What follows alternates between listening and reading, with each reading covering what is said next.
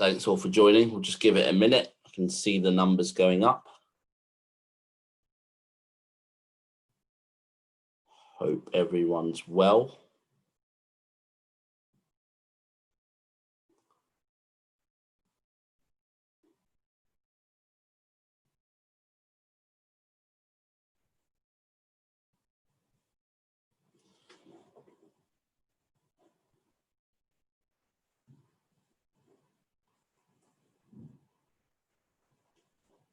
Perfect. I think we'll crack on. I'm sure people will join as the evening goes on.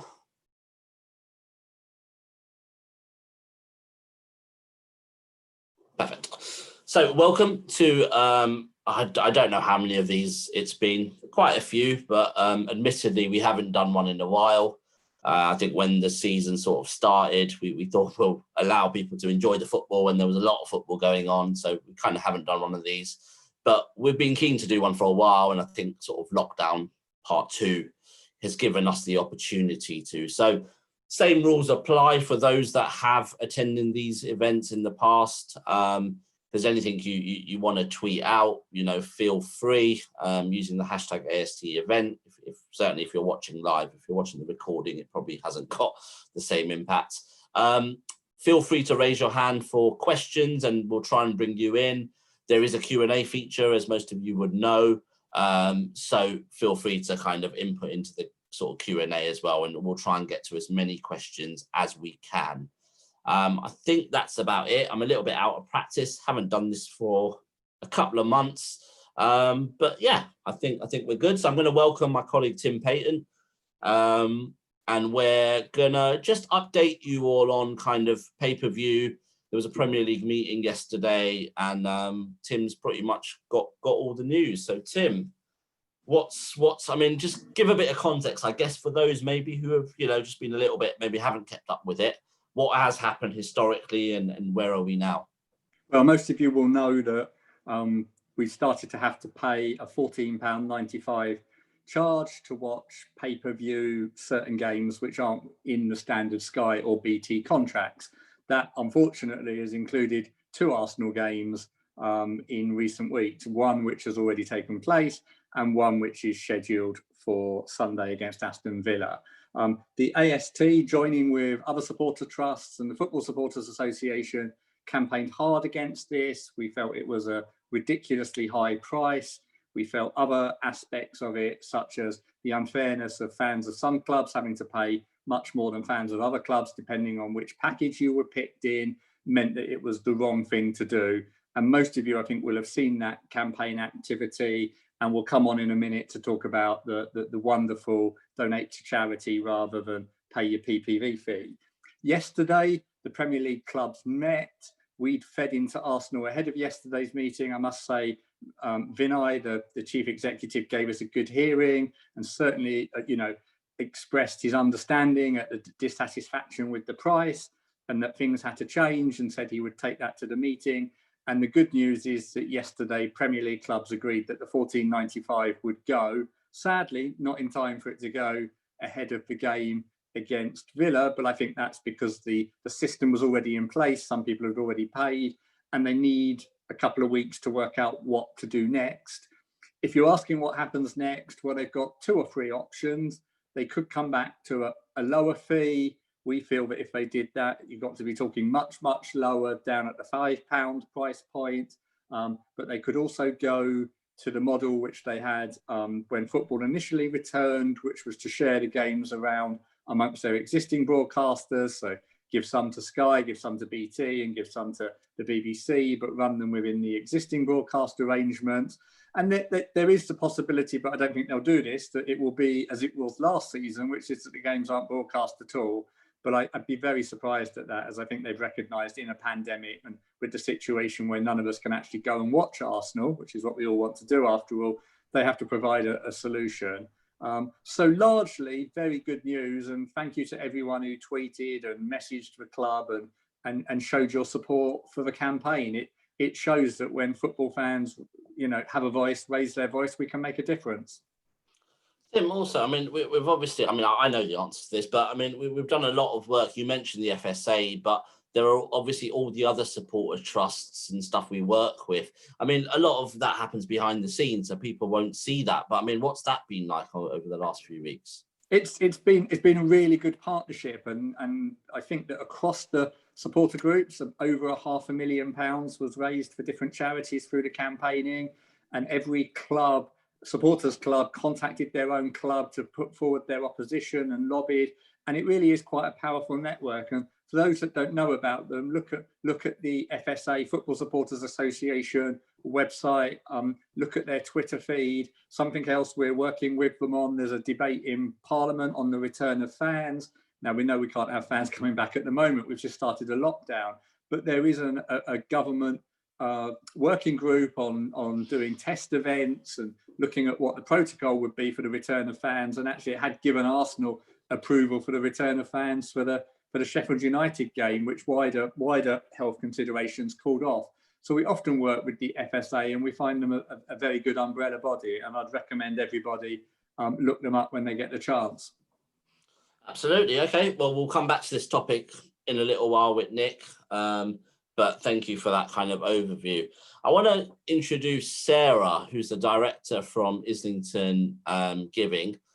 Well, obviously, you know, as Tim's mentioned and went into a little bit of detail, but I'll just go into a little bit more. When this all started, because of our work with the other supporter trusts and with the FSA, it started to be touted, the idea started to be touted about potentially getting some sort of a charity on board, because then your boycott, your protest is so much more powerful because it's a bit more tangible.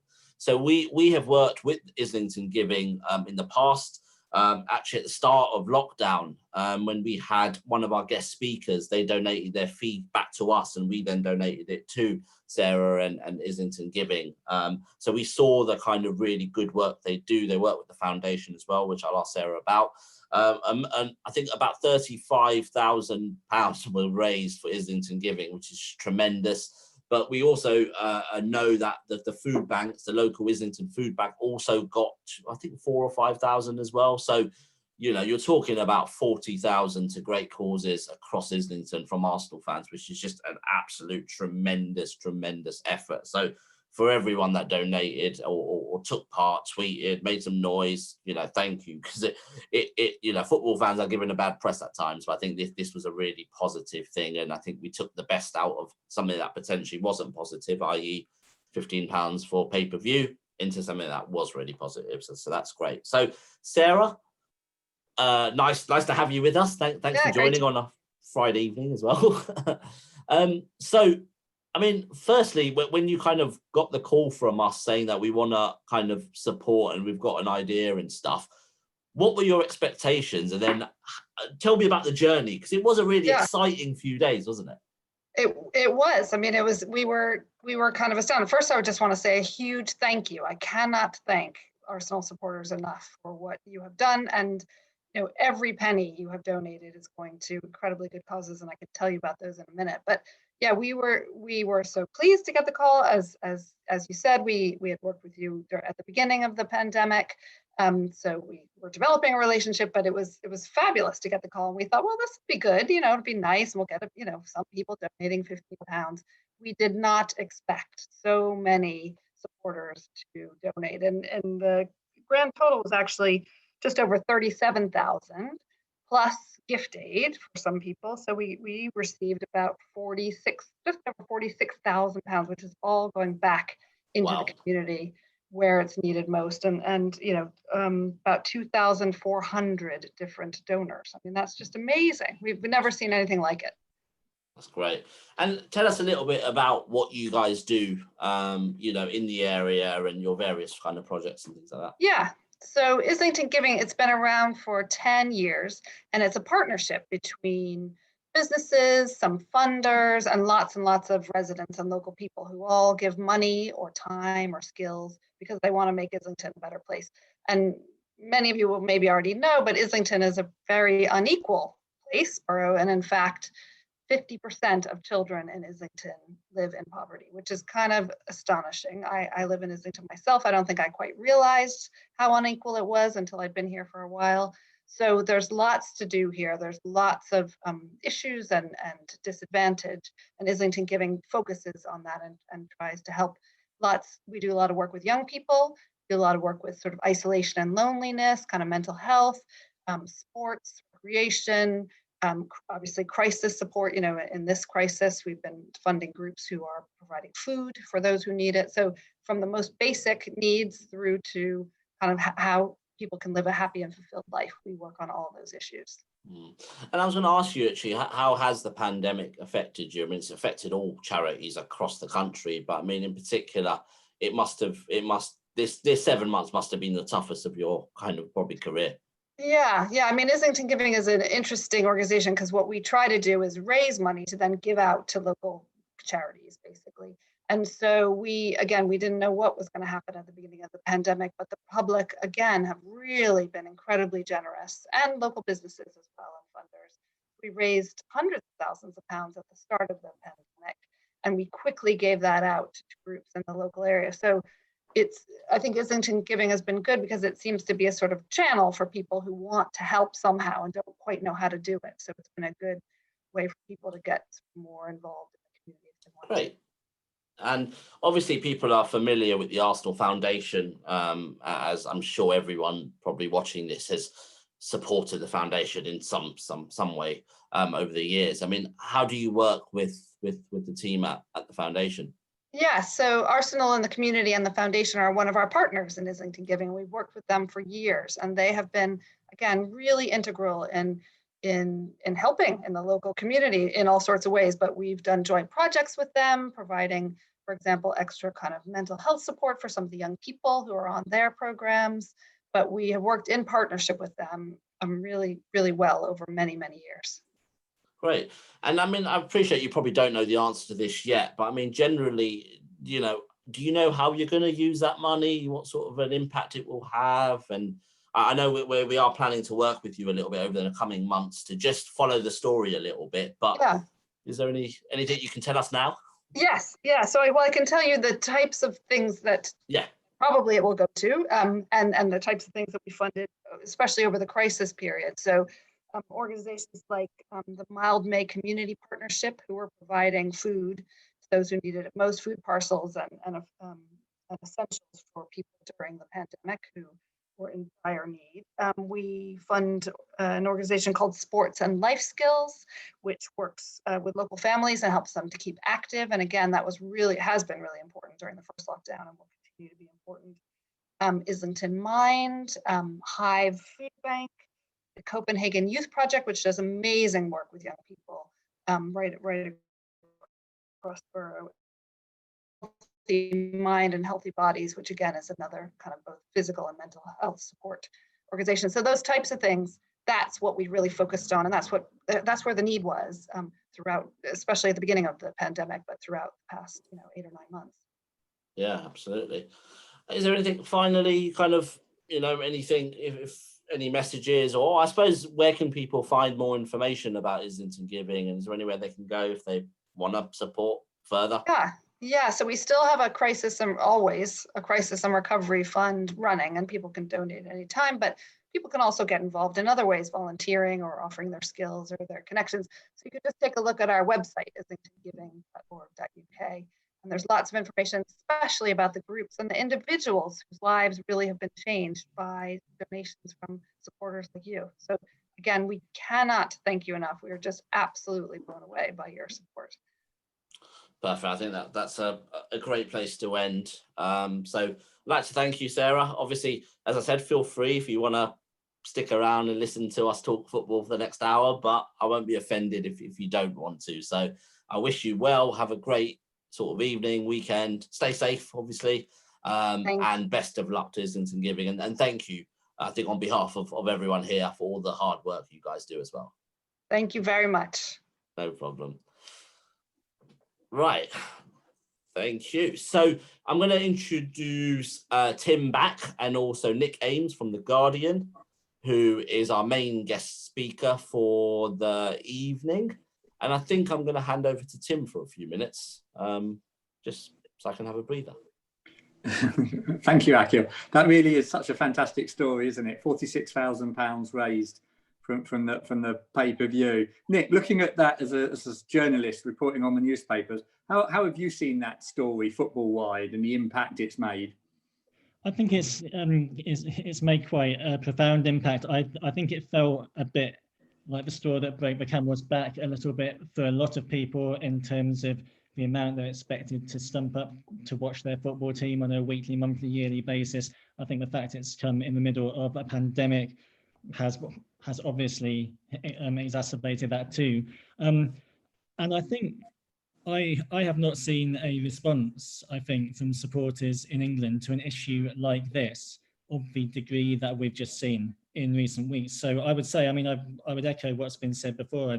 I'd say well done to everybody on this call and beyond on the stand that you took, the money that you raised because that you raised it for, and the way that you amplified it as well in a very, I think, persistent, concerted, but also very articulate and forceful and calm way. I think that's the way to get a point across, and I think other clubs fans have done a good job as well.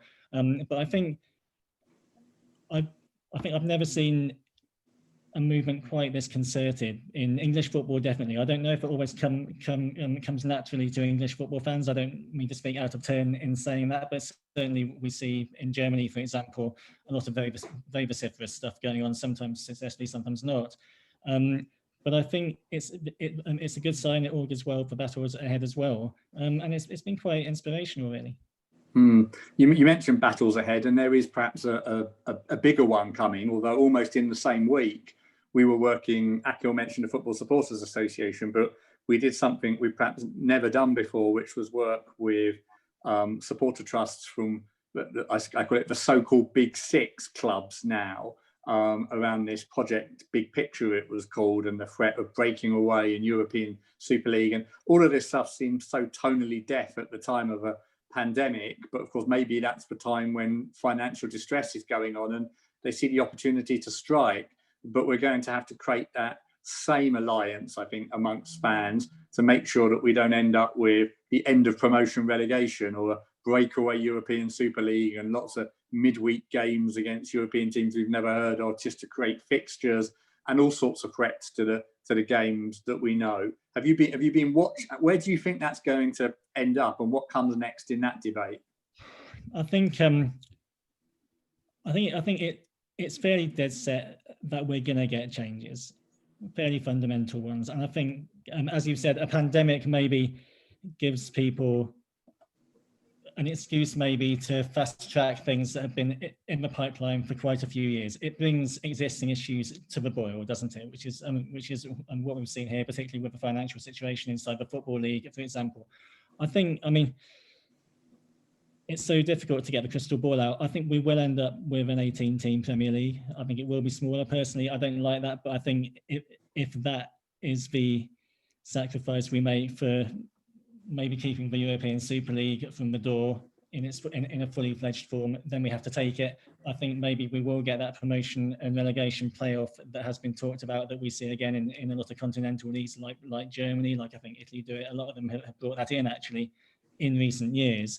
But I don't think we'll see the full fat version of what has been proposed. I think it was a bit of a canary in the coal mine in some ways to kind of gauge the reaction, which was very extreme, and certainly I think took a lot of clubs by surprise, hence the quite frenzied meetings that have happened since, which of course Arsenal have taken part in.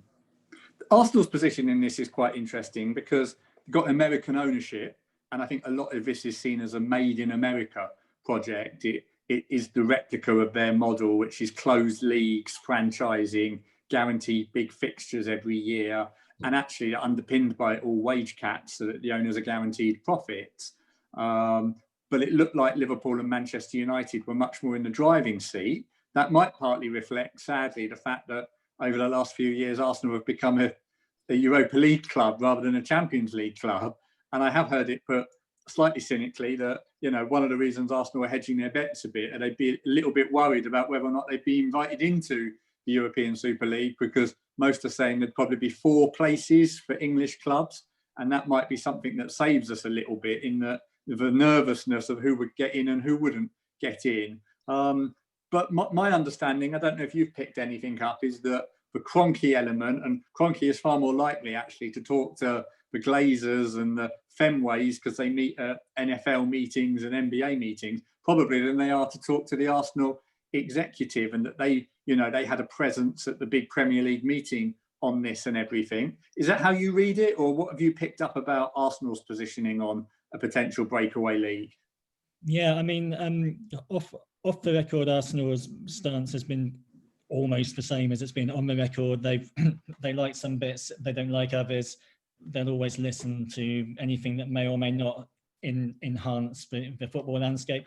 I do think Arsenal, on matters like this, do often strike a slightly more reasonable and soft, if that's the right word, tone than a few of their rivals. And I do think that the people on the executive team at the moment are very reasonable. You know, I don't want to speak for him, but I know a few people who know Vinay, for example, and I don't think for 1 minute that he will want, you know, the full fat version of what has been proposed. But what I do understand is in a few of these meetings recently, since Project Big Picture was first outed in the Telegraph, I think it was, Tim Lewis has been sitting in quite a few of these meetings, definitely the first couple. And we know very well his history with the Kroenkes goes back to, I think, when they bought the club and a lot further before. So that's a little bit different from having Vinay sat in there. It's a little bit different from having Raul sat in there before and whoever else. And it suggests that the Kroenkes are taking a very, very close eye on this. I think, and I think what the individual executives think in some ways maybe doesn't matter, because the decisions will be made on the other side of the Atlantic ultimately. But I think there are people at the club in high positions who would feel genuinely uneasy about it. But I don't know how much of a decision it will be for them. Oh, that's interesting, and we certainly need to keep an eye on Project Big Picture, and we'll update all of you as members on that, and try and make sure that our views are fed back into the club. You mentioned Tim Lewis there. I think most people will know the fairly recent addition to the Arsenal board, and widely seen perhaps as being influential in personnel changes that were made over the summer at Arsenal, and sort of being the Kroenke eyes and ears in London. Nick, just talk people through all of the changes that happened at the summer, and perhaps what you think was behind some of them. This wasn't just streamlining to save some money because of the pandemic. There was a bit more football politics and perhaps questionable previous deals that were being caught up with in the summer, particularly with the departure of Sonelli. But we also saw, you know, long-term scouting team go and others. Could you just give us a few minutes uploading what happened and why you think it happened? Sure. I mean, I spoke to somebody a month or two ago who's quite close to matters of a training ground. And he told me that they told me that Tim Lewis had gone in and read the riot act. So I don't quite know whether it's been quite that extreme, but it is no coincidence that he has come in as the Kroenke's eyes and ears, and a lot has changed. We know, obviously, the most high-profile departure was that of Raul Sanllehi, the former head of football, who is now gone. Very recently, Husfami has left as well, who was the head of football operations, I think was his job title. And he was basically the guy, and I'm sure you all know this, who was involved in a lot of the contracts and the legislative stuff and the kind of more negotiation admin stuff alongside Raul. I think after Raul left, it was pretty dead set that there might not be a place for Hus. I think Hus also, from what I gather, is very ambitious and would quite like a slightly more top job in a football club at some point. So I think that was coming down the track. I wouldn't be surprised by what has happened there.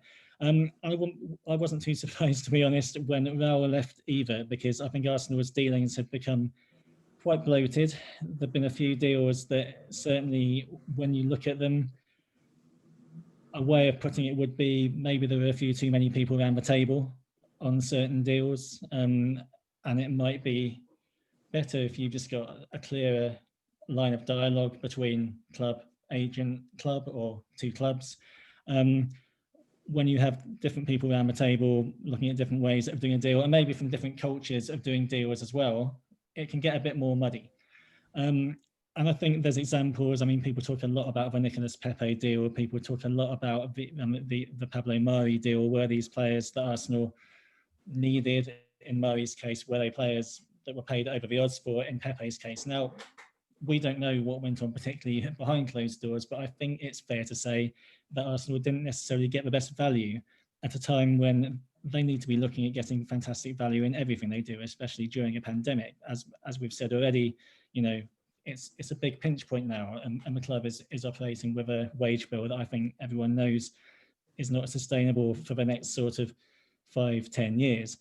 So I think we can call it a streamlining in the way that it's made their negotiations and their communications and relationships with other clubs and agents clearer, and I think better as well. I think there was definitely a perception among a lot of people, maybe in the football agent community, for example, and other clubs and intermediaries, that they didn't know who to talk to at Arsenal. Sometimes they didn't always get the response they wanted. Didn't always get a response. WhatsApp messages weren't always responded to about key things like contracts, for example. And I think that chain of command wasn't always there necessarily. So I think that's a positive thing.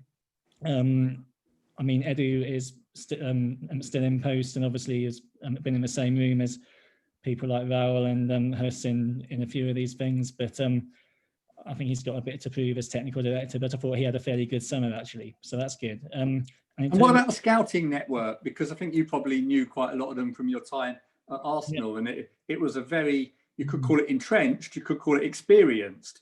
Had they run out of road, or was that saving money, or is that because you don't need scouts anymore because every game's televised? Why was there such a big overhaul of the scouting network at the same time? Well, we can address the run out of road bits straight away by looking at the signings of Thomas Partey and Gabriel, who and again, I'm sure many people will know this already, but they were long-term targets, well preceding Arteta, preceding Unai Emery in the Partey case, definitely, and credit has to go to, you know, Edu and Vinay and everyone else for getting them over the line, particularly the way they rushed through the Partey deal, which I don't think was ideal for anybody, but they got it done, so well done. But these were people who were identified by Francis Cajigao and his staff, all of whom, as Tim has referred to, were made redundant or their contracts weren't renewed in many cases. It's not the same as the 55 redundancies that we may come to. They were all let go in August. Personally, I think it's a massive gamble from Arsenal. These guys are top operators. I can understand cutting numbers maybe in some areas, maybe in parts of the world they felt were already covered by on a maybe freelance or ad hoc basis, which can happen, or parts of the world they were, you know, markets they weren't exploiting too often. Understand that. But if we look in particular at Fanny Cajigao and also Pete Clark, who was the head of UK scouting, I think these guys are top operators. Fanny discovered, I think we know, Cesc, Hector Bellerin. In the recent, in the current team, he was the guy who went out and saw Gabriel Martinelli, for example, and masterminded that. He would walk into any other team, any other club, sorry, in Europe, and I think a lot of Arsenal's peers and rivals were fairly surprised from the few people I spoke to when they made the scale of changes that they made. I think it's a gamble. I think you've got good people there who, as well as having Arsenal in their blood, have more than that. They have the savvy, they have a track record, have the knowledge, and I think that was a brave move. I do think though that I'm not going to criticise a setup that I don't know about, and I think the new setup is very much. I don't think anyone knows who the head of recruitment is currently. I don't even know that there is one specifically. There's a lot more going on in the sort of data department and the analytics department. Maybe not so much going on out on the ground, but I think we'll only see the fruits of that in the next year or two. And I think if in 2 years' time Arsenal are turning up a load of duds, then maybe we think, okay, that was a bad move. But I'd caveat that slightly by saying that Mikel, obviously in his role as manager, has a very control freakish kind of way of wanting to be involved in literally everything involving the first team. So I expect him to have a very, very close look at what goes on there and would also trust his eye for a player. But I think, yeah, I also think there may be a few egos and personality clashes involved as well between maybe incoming regimes and existing regimes that maybe did not help things to rub along the right way. Where it does seem slightly strange to sort of spend £70 million on a couple of players this summer, recommended by a scouting team, that at the same time you're moving on. Now it could be that the feeling is and Nigel was going to come on, I think, at the end of the meeting and talk about the financial position at Arsenal, but it could be that there is now no money to spend for a couple of years, so it is the right time to move the team on and see what can happen. But it really has. I mean, if you went to London Colney now, you wouldn't recognise anybody from 2 years ago, and that might be a good thing, but you probably have to be careful about throwing out the DNA at the same time. Completely, and I mean, I've spoken to a number of people who have departed the club in the last sort of 6 months to a year, and I think that is the main concern: the Arsenal DNA and the sense of common purpose. That while there were many flaws towards the end, that you did get under Arsene Wenger, and even for a lot of the time in the year and a half, 2 years of Emery, and I think there was a sense that was becoming quite atomized, quite fragmented. Maybe there were people around that training ground with different ideas of how to go about things and different motivations too. So I guess, I don't know, cull is quite a dramatic word, but that's almost what it was. And if that means that Arsenal are starting again with a blank slate for everyone, then maybe it's a good thing. It's been a very up and down, topsy-turvy half decade or so that I don't think many people have enjoyed much. So maybe a new boom works, but I am sceptical. I think the Partey and Gabriel signings, as I think Tim has mentioned, tell you that there's a little bit more about it than these guys not being up to the job anymore, because that's just not true. They're up to the job. You just talked about the sort of the vibe or the atmosphere at the club, and this might be a harder question for you to answer than if it had been a normal year, because all of your contacts will largely have been on Zoom meetings and quite distant. But you know Arsenal very, very well because you used to be there and you still know people. What is the mood of the club now? You know, they're living with the lockdown. They can't have fans in. They've made a lot of the staff redundant, but they've got an exciting, you know, new manager in who won a trophy. There's so much going on. How do you read where Arsenal are positioned now? In terms of the mood internally, how the club is set up to kind of go forward, but you know, and the personnel and the infrastructure. What is the mood and what is the vibe? Because you'll pick that up from. I would normally say you pick it up from Colney. You'd pick it up from who you talk to. I know it's harder at the moment, but you still must have a feel for, you know, how Arsenal have come out of the most extraordinary year. I think the vibe is that they've now got the structure that they want to go forward with and feel clear-headed about that.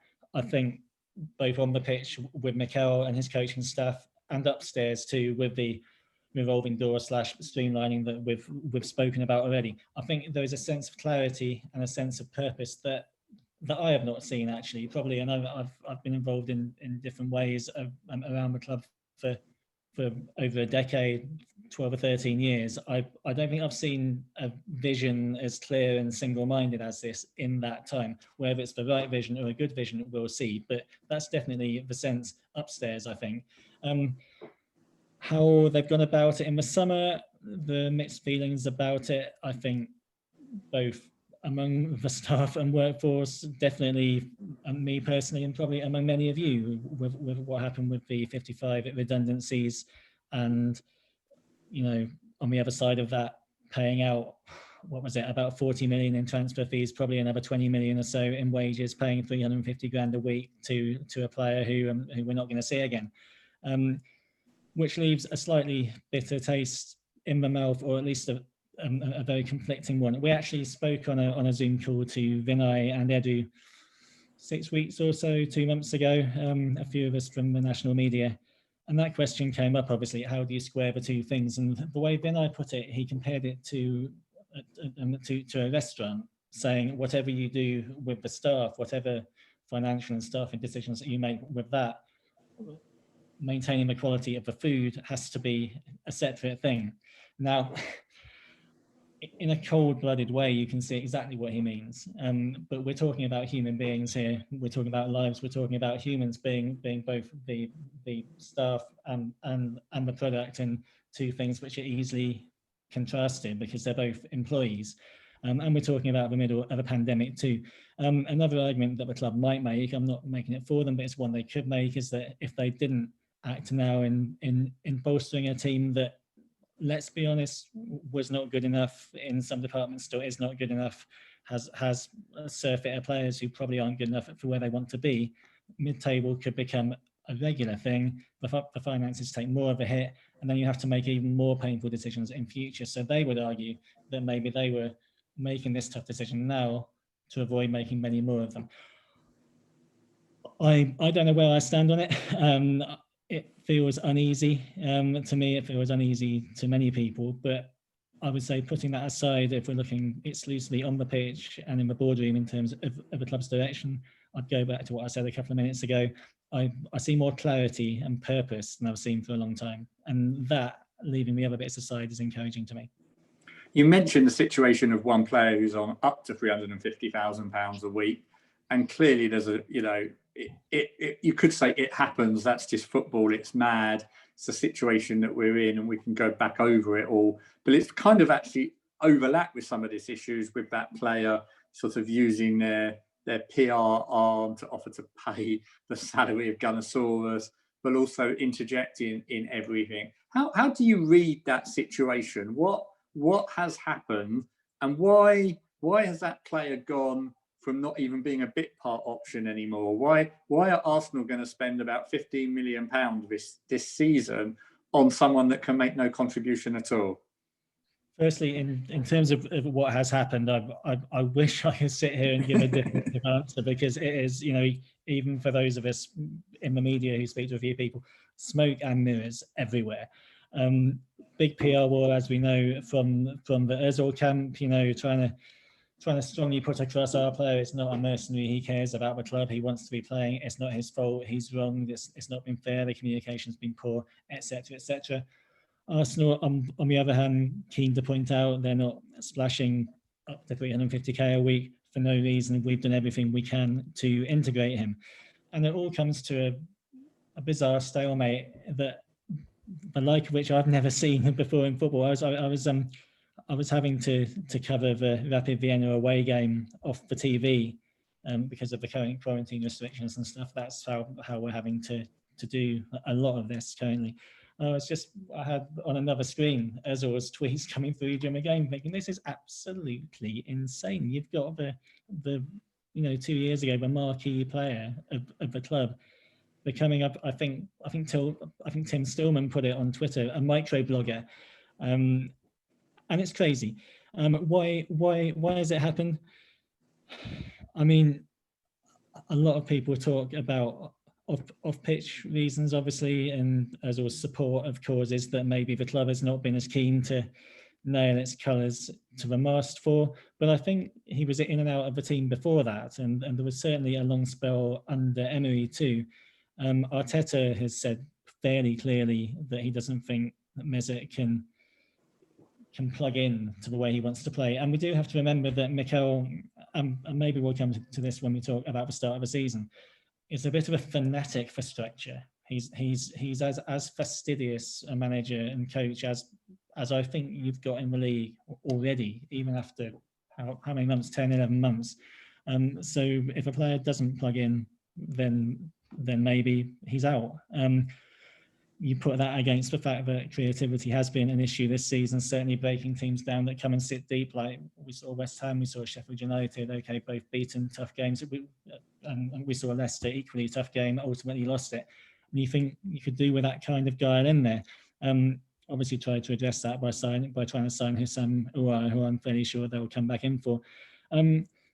But as you can probably tell from the length and lack of conclusiveness of this answer, it is such a bizarre situation. I know there are people at Arsenal, and probably fair to say among the coaching staff, who if Özil got a new club now, they probably drive in there.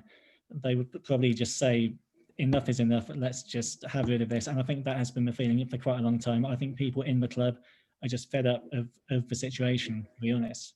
Well, I was going to say, and I know it might not be, you can't give a direct answer, so it's more thinking aloud, but perhaps he goes in the January transfer window and you pay 90% of what he'd be owed up to the end of the year, but you want it finished now. You don't want any more micro blogging throughout games. And it's not a huge distraction, although it becomes bigger when Arsenal don't get results.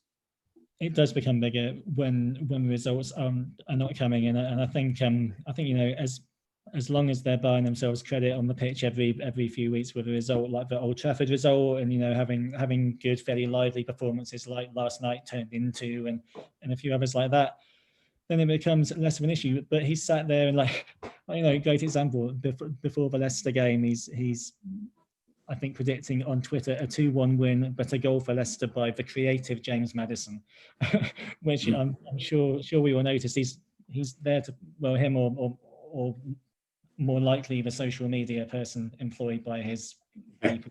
I don't think he's writing those himself. But because let's be honest, he's not writing or probably even dictating them. They're firing with little niggly bits when they want to, and I just think it's really unbecoming of everyone, to be honest, regardless of who is at fault. And I think it's going to be one of those ultimately where you split a bit down the middle. The whole thing's been divisive from the start. I think it's divisive now. I think the club and the player could both have done things better. But I think in January it needs to come to an end. I don't think we can have another 6 months of this. And also, he's a footballer. He's 32. He needs to be playing. Yeah, it just doesn't look right at all. Akil, if I put you on notice to put the Jack Daniels down and come back in a moment, just one final question from me, Nick, before I let Akil dive into perhaps particularly the performances, the squad, where this season is going, is, you know, when you were at Arsenal, so was Arsene Wenger. So I'm sure you got a hold of the book as soon as you could. I've seen a question come in and raced through it. Did it tell you anything you didn't know about Arsene Wenger? Or what were your thoughts on the book? Could have done more, or a great read? I think he could probably have done more. Like I mean, speaking as someone who never has and probably never will write his own autobiography, who knows? But I think he used to say to us a lot in the media, you know, if he didn't want to answer a question, he would always say, "Oh, I'll mention it in the book one day," and I think probably about 2 of them have been answered. But you know, I think it's a nice read, and it tells a lot of nice stories and gives a fair insight into what sort of man he is, and which I think everyone on this call knows that already. I'm fairly sure. Was it lightning or explosive? Was it Nicholas Bentner's book? No. But I haven't got that yet. Is that worth getting? I've only seen the extracts actually, but they are spicy, yeah, as you would expect. And Nick has been absolutely no holds barred there, and I don't think he's ever been any other way. But yeah, I think it's, you know, it charts the high moments and the good moments really well, Arsene's book, but maybe we could have heard a bit more detail and honesty about the bits that didn't go so well. Akil. Got a few questions in. I'm actually going to bring Arthur in, who's raised his hand. I'm not sure of the subject, but it's always nice to have some engagement. Arthur, if you want to unmute. Hi there. Going back to the Ozil situation, the way he came out onto Instagram to say about the Gunnosaurus situation, is he trying to belittle the club there? Especially every day he's posting on social media, always working in the gym. Is he trying to, you know, show how small the club is, you know, trying to belittle them? Hi, Arthur, and thank you very much for your question. Yes, is the answer in my opinion. The Gunnosaurus one was difficult because it's an emotive topic. Obviously, Jerry Quire as well is somebody who a lot of people probably on this call and myself know, and you know, probably not that happy about the situation he has been put in. Did Mesut or his people know that was going to get a lot of people on side against a decision that the club has made? Yes, because otherwise you would probably talk to the club about it first rather than unilaterally putting it across on social media. As you say, there's been more pictures of him in the gym. There's been the tweets about score predictions and James Maddison and stuff like that we mentioned just now. I think it is very much a PR war. All right, war, battle, little digs here and there, that he wants to win. I guess because he is so followed on social media, one of the most followed footballers. I think I haven't got the figures here in the entire Premier League. So he needs to keep his image intact. Am I sad it's come to this? I'm very sad it's come to this. It really shouldn't have. And I don't want, having said all that, to belittle the fact that, you know, he has made a charitable offer, by the way, about Gunnosaurus and to Jerry, and also he does do a lot of charitable work that I think doesn't always come to light, such as the free meals, for example, that I think were reported a week or so ago. That would not have gone out, I think, unless the beneficiaries hadn't mentioned it. So I don't think he's a purely cold-blooded cynic in what he does with his money. He's definitely not. I think he's actually a lot more generous than people think. But in terms of his use of social media, I'm not massively having it, to be honest. I remember when he actually joined. I mean, social media is my industry, and I remember when he joined, it was, for Arsenal, it was a little bit of strategic work there to work out how they use Mesut Ozil in his social media presence. I think when he joined, he certainly had more followers than Arsenal did. So it's incredible. There is another follow-up question on Mesut from Emilio about the sort of financial implications of playing Mesut Ozil. Do you think there is, you know, is he not in the squad because actually bringing him on even for 10, 20 minutes means extra sort of money paid to him in bonuses and stuff like that? Or do you think that's a non-starter? Thanks for your question, Emilio. I think there will be bonuses and add-ons. I think there are, but I think in the context of the amount of money he's paid already, I personally think it's a drop in the ocean and not a primary consideration here. I have heard it said, but I don't think that is the primary issue at play here, and I think it's something that you could apply to many different players. Have got different caveats and add-ons and bonuses and appearance things. Both players who are in the team for good reason, out of the team for good reason. I don't think, I could be wrong, but I don't think in Mesut's case that is a primary consideration. Yeah, cool. There are a few questions, but I think we'll come back to them when we'll get Tim back on as well. So I'm sure he's got a view, a couple of stuff on Parliament debates and return of fans as well. But Nick, just kind of thinking about you. Obviously, you mentioned briefly that you obviously worked at Arsenal. People may or may not be aware of that, but I mean, you talked about having a few roles. What was your kind of roles at Arsenal, and when did you actually move away from the club and start kind of, you know, more mainstream media? Yeah, we were discussing, weren't we, Echo, just at the start, that's how we met about 10 years ago for a magazine feature. I think you've kept your hair since then, whereas mine's really, but yeah, just about 10 years on, here we all are. What did I do? I joined in 2007 and left in 2013. So we can pretty well coincide that with a pretty big trophy drought. So didn't work there during any of the FA Cups or anything before it. I worked for what was then the publications team, working on the matchday programme and the magazine mainly, with Andy Exley and Josh James, names that again are, you know, pretty well known. I think maybe Andy and Josh still good friends of mine as well. Absolutely fantastic servants for Arsenal, really lifeblood of the club, honestly. So I was involved in often writing features, doing the captain's notes a lot with people like Van Persie, Cesc, Vermaelen later on, Arteta, I think, or Arteta. Actually, yeah, because I came back for a bit on a freelance basis and did some Arteta. And that was a fantastic time. We were able back then. The print stuff was very separate to the online stuff. So for the magazine, which now sadly doesn't exist, which I'm sad about, it was I think the best club product out there, I would say. We were able to sit down with players over at London Colney and do some fantastic stuff. I remember, you know, sitting with like people like Alex Song and Emmanuel Adebayor for an hour and a half a piece up in the canteen, and definitely getting more than I could use for a magazine interview. I think I think when I've got a day to live, I do my book of that 6 years. Yeah. And the outtakes will be interesting. But no, I loved it, and I was coming into it like I'm not an Arsenal fan actually. My team plays in League One these days, so there's not a lot of competition there. Yeah. But I soon came to understand what fantastic people were there at Highbury House, there among the fan base, and it genuinely grew on me.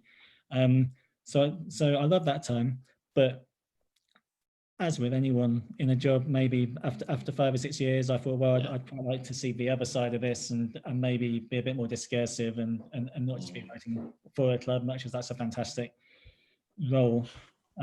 So I went freelance initially. Fairly quickly ended up working for The Guardian on that basis, along with ESPN. And I did quite a lot traveling around Europe and Premier League stuff as well, but did a couple of Euros and World Cups and, well, the last World Cup and things like that. And about a year and a half ago, I started covering Arsenal for The Guardian, plus a few other bits as well.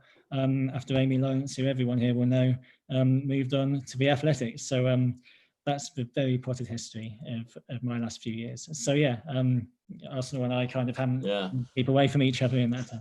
How sort of weird or difficult was it when you then started to have to write stories about Arsenal, question Arsenal, potentially write some negative stories if that was the way things were?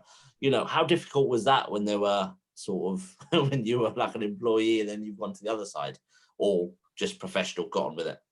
Didn't like doing it at the start, especially. I mean, I was always probably in my first few years, I'd do the odd Arsenal thing. Maybe if Amy was off or someone else was off, or for ESPN, it'd just be this game and that game, this presser, that presser, the odd interview, stuff like that. Didn't find it that comfortable at first because I knew and I know so many people there, and you're jumping from one side to the fence. And even in the last year and a half or so, when I've been doing this on a much more formal basis, it was quite funny at first, ringing up a few contacts saying, "Hi, remember me? You know, remember me? Now I'm doing this. We've got this other relationship." But it's part of the job, and I also think that having been on that other side of it for quite a long time, much as the club has changed a long time since, and so, well, a lot since in the past sort of 7 years, I do think I can see both sides reasonably well, both from the club's point of view sometimes, from the communications point of view and what's going on inside, but also things that are there to be criticised. Obviously, you have to balance all that without breaching too many confidences or digging too many people out from back then. So there's a balancing act to strike, but I think it's the kind of thing where you almost learn on the job, really. And I think we're getting there. Larry Shaw really wants to know, who is your team? Because you mentioned it. He's had a guess at AFC Wimbledon. Is he right? Larry, thanks. No, you're not. It's Ipswich. Which has got has had a nice relationship, I think, with Arsenal down the years, except in 1978, I think. Yeah, we won't talk about that. It was also when Cesc was here as well. There was that rugby comment, and there was, I remember at the Emirates, probably actually, when there was a cup game, 5,000-6,000 Ipswich fans, and they were chanting. I think you Ipswich had beaten Arsenal 1-0, if I remember rightly, in the League Cup semi-final. And it was about the rugby team comment. Yeah, which and he had a point back then, actually. But okay. So what are your sort of views on the team at the moment? Where do you think the team are going? I know you mentioned a bit, Tim, around where the club's going from a boardroom exec level and vision strategy, but from on the pitch type of thing. And obviously you said you kind of, did a bit of work with Mikel Arteta, so you obviously kind of remember him and stuff. Where do you think Arsenal are right now, and where are they going under Mikel and the current squad? Just on Mikel, I remember after leaving Arsenal, I still came back and helped out with some interviews and stuff for a couple of years, and I did one with Mikel, and it must have been about 2014, where the idea before was, let's try and get him on what sort of manager he would be. And he sat there up in the canteen on the sofas in London Colney and just gave such an incredibly plausible blueprint. Again, not all of which we had space for, but he spoke with such clarity and such sincerity and passion. And I thought, I've never heard anything like this from a footballer. So fast forward 5 years or so, I'm not remotely surprised to see where he is now.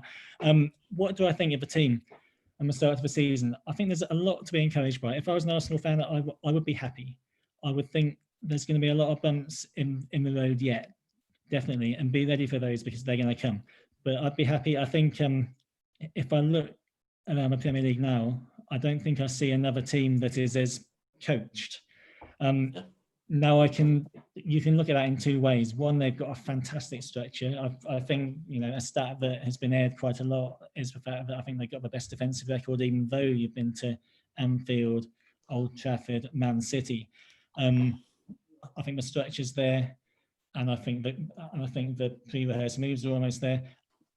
On the flip side of that, and I wrote about this actually in the Observer last weekend on the day of a game that ended up being a fantastic win, but there isn't always that spontaneity in the final third. The chances and shots, as we know, the counts haven't been that high. How do you get over closer to goal? That kind of thing. But I would say to that I think you have to remember that this is a group of players that a year and a half ago, people, I think I noted it myself, were saying that they looked uncoachable. And under Emery, I mean, as we all know, the latter stages of that were a shambles in all areas, and watching it on the pitch was absolutely painful in whatever capacity I think we're watching. So I think to take the core of that squad, which is still a very unbalanced squad, how many centre backs? What's the quality of that midfield apart from Partey, for example? The age of that front three. A very unbalanced squad, and a squad that's maybe only got 2 or 3 really top bracket players. The first thing to do is to drill them and to choose the guys who can plug in and you can operate within in the right structure, can buy into the culture as well, because culture is massive for Arteta, I think, and I think he felt that had been lost in the previous 2 or 3 years. Bring that back, get the good guys in, drill them. And then I think the more expressive stuff can come. As I say, I think if he'd have had more resources in the summer, he would have brought more players in. My understanding is that his first choice in the transfer market this summer between Aouar and Partey would have been Aouar. Not a lot in it, but yeah, I think Aouar was probably his first choice. That, by the way, as a tangent, is something that is another Kajagawa one, but also way predates Mikel. They've been after Aouar from Lyon since I think 2015 or 16. Tried to get him when he was 16 actually, and were slightly surprised at the time when he chose to go for a pro deal at Lyon. So they won't go away on that, and I think he's exactly the kind of player that they need to quicken their transitions up in the final third, add that bit of creativity. But I think that will come, and I think as long as people are happy to, maybe still sit through a few performances that aren't as sparkling as you would like, maybe sometimes think that things look a bit pre-rehearsed, because they do. I think there are good things ahead, and do not think for 1 minute that Mikel Arteta wants to put a functional, boring football team out, because he definitely doesn't. What he cannot do is get that group of players that he inherited and get them playing tiki-taka straight away without changing the entire team. So the short version of a long answer is I'd be happy.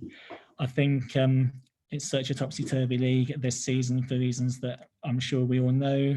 All bets are off a little bit in terms of finishing position. I think they could finish anywhere between 9th and 3rd, if I'm honest. Wouldn't rule them out of a serious tilt at the top 4. If they keep that defence tight, there are players there who can make the difference further forward. So I'd be happy. Yeah, conceded was 7 goals and 3 of them were at Anfield, obviously. So yeah, I had a question from Vinny Vias, who asks about Thomas Partey and his impact. He's also kind of asked about Gabriel as well. I mean, both of them have been top signings, but their impact into this squad, how have you sort of seen that? I mean, it must be positive. Thanks for the question, Vinny. I think it's been fantastic from the little bits I've picked up in the months since Partey's been there. He's slotted straight in, and I think he said himself, and I think one or two of the other players have also said that he'd been linked for so long and had been expected for so long. It was like they all knew each other already almost, and I think he has slotted in. And he is, you know, again, he's been such a formidably coached player under Simeone, that such an intelligent player who can also play in various different systems and positions, that I just think you slot him in and he'll make those around him look better. And that's what I think Arsenal need at this moment. They need a couple of those players who make those around them better, who elevate them. Partey's one. I think Gabriel is probably doing it more quickly than I thought he would. And I think their influence has been really positive. And I think, again, it goes down to wanting to improve the spine of that team and the discipline of that team and the functionality of that team before we get onto the exciting stuff. And I think part, I mean, his performance at Man United, you've all seen it. It was top rate, and I think we'll see a lot more of that. Yeah, and I mean, you talk about, I think when you said makes others around him look better, I think probably everyone on this event thought Mo Elneny straight away, because he was fantastic as well, wasn't he, alongside Partey? He was fantastic. He's done fairly well in the previous games too, and I'm hands up. I didn't think he had it in him. I thought he'd be on the next possible plane to Turkey or somewhere like that again in the summer. But it just goes to show, I think as well, Elneny, I think, is a fairly bright guy. He's quite receptive. He's lively. He listens. If you ask him to do a job, it might not be a sexy job, but he'll do it. And Arteta likes that. He likes people. There's no ego. Who don't have the egos, exactly. All right, he's a little bit of a water carrier, maybe, but I think they need it. They need people with that discipline that in most areas of the club went away for a long time. And I think that's the first thing Mikel has tried to deal with. And it's not something that you deal with in, you know, a month, 6 months, or even the year that he's had, but he's on the way. Yeah. Okay, I'm going to bring Tim back in a second. I think Paul's got his hand up. So Paul, would you like to unmute yourself and ask your question? Yes, thank you, Akil. Nick, I just wanted to get your take on, I think, one, for me, of the great bonuses of the last 2 seasons, but the last season in particular, which hasn't cost us an arm and a leg, gone under the radar in lots of ways, and that is the sheer enthusiasm, energy, commitment of our youngsters. I think all of us probably saw, if you just looked at the last 2 Europa matches, I mean, they just got the team by the scruff of the neck, as far as I could see, and it was just a joy to watch. And also, and we don't want to sort of be unnecessarily unkind, really showed up some of the people who I think we all know, without naming too many names, of the older players who I'm sure would have been moved on if it was at all possible, last year and this summer. But that is such, I think, good news for the team going forward. And they seem to handle themselves very well off the pitch as well, as far as one can see as an outsider. Hi, Paul, and thank you. What a fantastic point, because honestly, these guys are the best crop, I think, in terms of talent and personality combined, that I've seen coming out of Arsenal in my time being around and involved, definitely. So we're talking decade and a half. Absolutely fantastic. I think Bukayo Saka, as we all know, was the shining light, probably the redeeming factor of certainly latter day Emery, and gets better and better. Ainsley Maitland-Niles, somebody who a lot of people, maybe myself too, had written off, but had that personality to fight, take his impudent penalties in penalty shootouts, plug into different positions when required, when he didn't want to play in them that much. You've got a fantastic bunch there. I think Bukayo Saka, such an intelligent guy, fantastic with the media, answers questions, engaging, wants to listen, wants to learn, genuinely interested in the conversation. And there's a lot of them now. Joe Willock, again, we saw his last 2 Europa League performances. He's been a little bit unlucky in the last year, I think, not to get a bit more Premier League action because of, I think, all the flux in the team. But he is another who absorbs information, as far as I'm told, like a sponge, and has got that versatility, can play in different roles, can adapt, can get better. So no, you're absolutely right. It's a very exciting time where the youngsters are concerned, and there are a lot more on the way. A lot of people very excited, for example, about Charlie Patino, who is playing in the academy for now. I know for a fact that as well as being able to run a midfield at that level, he is an incredibly switched on, nice down to earth boy. So without bigging him up too much, there's a lot more down the pipeline, and I think that's a massive credit to those who worked in the academy before, and also the slightly newer setup now, which has made quite a good start. Perfect. Members might have seen Nigel pop up there. I think he's he pressed the wrong button for a second. He will be back. Nick, very briefly, only because 2 people have asked, but literally 30-second answer on this one. Sorry, just going to push for time. William Saliba, 2 have asked about his situation. What are your thoughts there? Obviously not in the Europa squad where he potentially could have been used. Mikel Arteta's talked about him as well.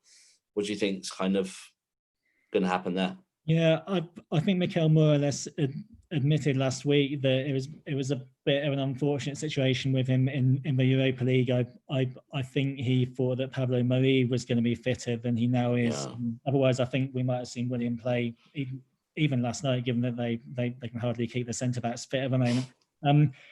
It's a funny one with Saliba. Like, you know, if you watch the Leicester game the other week, they had a £30 million centre back from St Etienne, who I think we all probably thought looked very good. So you think, why isn't Arsenal getting a game? But again, I think it comes down to the fact in William's case that was it last season his loan back didn't go to plan. He got injured, struggled for fitness. I think he had a few personal issues too that I think he needed some slack cut for. The bereavement, close bereavement, yeah. Yeah, exactly. The French league got cancelled, obviously. Exactly. So I think he had to come back in and have some time adapting to the culture and to what Mikel wants. He's still very young. I think I'd rather have seen him play a bit more than he has in the cup competitions, especially. Yeah. I don't see any reason to panic. I think the price tag is probably what gets people a little bit nervy on this one, but I'd give him a year. Yeah, definitely. I know Yasser has thoughts about the goalkeepers as well, but you know, I think he said he prefers Emi rather than Leno, but I think that's it's been done now, so there's not much we can do.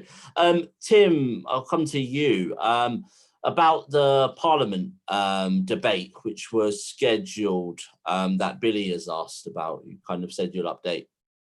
Yeah, and there's a question from Rob Watts, and I see Chris Hudson's on, and Chris is asking us about this every day on Twitter because it's really important. Yeah. When are fans coming back? Because it's not the same, is it?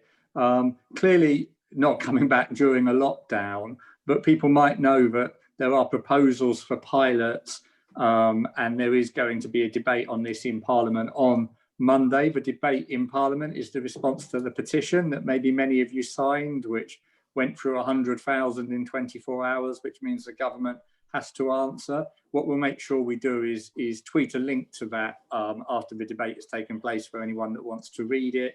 There is a group that has been set up by the government called the Sport and Technology Innovation Group. It's chaired by David Ross, formerly of Carphone Warehouse, and Microsoft and 1 or 2 others are on it. And it's looking at how it can trial some of the new ways of thinking to get fans back. I think there's what's called a moonshot group. For people who've been following that, it's the idea that you either have a test at home and then you immediately upload the test onto an app, which would let you into the stadium the next day. They're also testing the ideas of instant tests outside of the Emirates, which certainly if we're thinking of full houses next year, might be what takes place. Sadly, I think with the current national lockdown, we're a little way off from getting back in the stadium, but hopefully some pilots, when we start to come back, some very small pilots and can build up, but I would temper expectation. I wouldn't expect any decent sized crowd until at least March, but things are going on and the AST are tucked into that and know how important it is and will put the pressure on government. It is ridiculous, actually. Akil and myself went to the screening of the City game at the Emirates, partly to see how they did things. And as you might expect, football clubs are quite good at stewarding. So we were temperature checked on the way in. There was an ID check. There were stewards there. It was signposted. It was all well done. And I refuse to believe that it's okay to go to the theatre and watch Arsene Wenger give a book talk, but that you can't go to a football ground. Certainly there's a few of you in an outdoor environment. So we will we will push and fight for that, because others might find it, but I still find it difficult watching football without any fans. To me, it's not the real thing. We've got to get back in there as soon as possible. Yeah, we know Tim generally texts us to tell us that daily.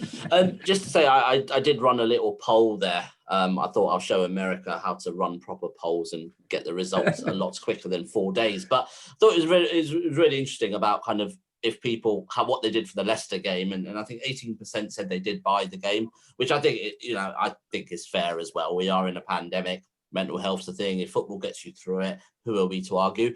But 41% said they didn't watch it. They didn't buy it nor watch it. And 41% said they didn't buy it, but they did watch it through another method. So that method obviously could be something like a stream, but it might have been going to a pub or a restaurant, because obviously they were open now. And I think from about the Villa game, 74% have said they're not going to buy the Villa game.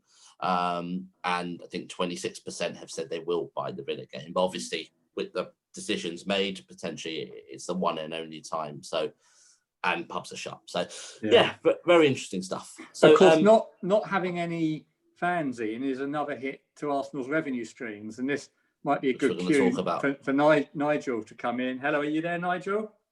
Yeah, Nigel, you can put your camera on now. There we go. Press the right button. Well done. Excellent. Very good. Yeah, working the technology here. Here he is. Everyone will have seen in the newsletter that was sent to you all, and it's available on the website, some financial analysis, which one of our members, Simon Hill and Nigel, help us put together. But we just thought very briefly it would be, so much is happening. We'd asked Nigel a few questions to talk us through it. First of all, we've done 3 of these over the summer, and each one has got worse in terms of the predicted losses for Arsenal. And this one is predicting losses of 218 million over the 2 seasons, the seasons that's just ended and the ones coming. Nigel, what's happened that's making the predicted losses get larger and larger every time? Explain why that's happening. Well, the single biggest event is football behind closed doors, and Arsenal having gone all that way to get the stadium. I know it was 15 years ago, but 60,000, it generates close to 100 million of revenue a year for Arsenal, which is one of the larger percentages of total income for any Premier League club.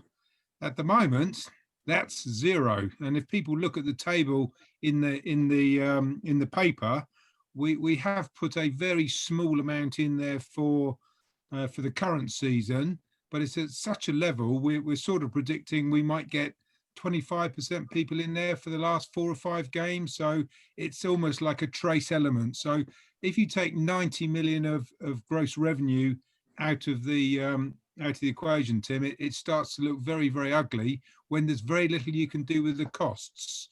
And there's also costs. Yeah, in fact, if anything, the costs go up a bit. The costs go up because the club has to pay for PPV and other things. But also, haven't there been some declines in broadcast income? Exactly. So clearly, the football spectacle for the TV companies is very different to what they thought they signed up for.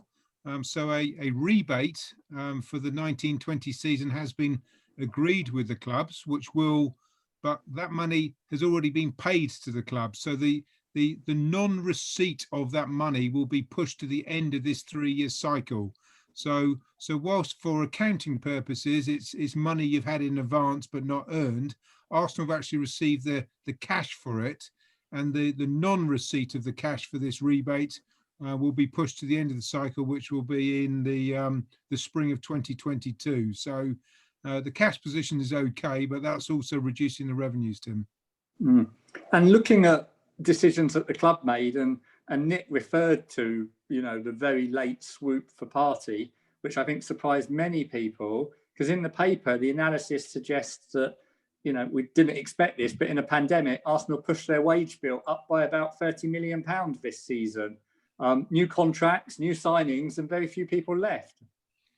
It does feel almost like the, I don't want to say last spin of the wheel, but it's a massive gamble, because the difference between Champions League and Europa League revenues is phenomenal. So the 2019 finals, when we had the glamour tie in Baku and there was another game in Madrid, our total run in that competition, Arsenal received from UEFA something like 35 million euros, and our neighbours from N17 were close to 100 million for their run to the final in Madrid.